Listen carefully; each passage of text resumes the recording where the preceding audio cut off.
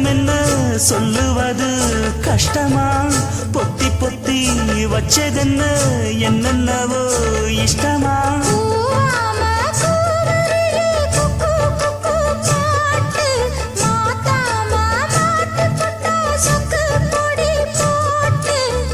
யாரிடத்தில் உன் மனசு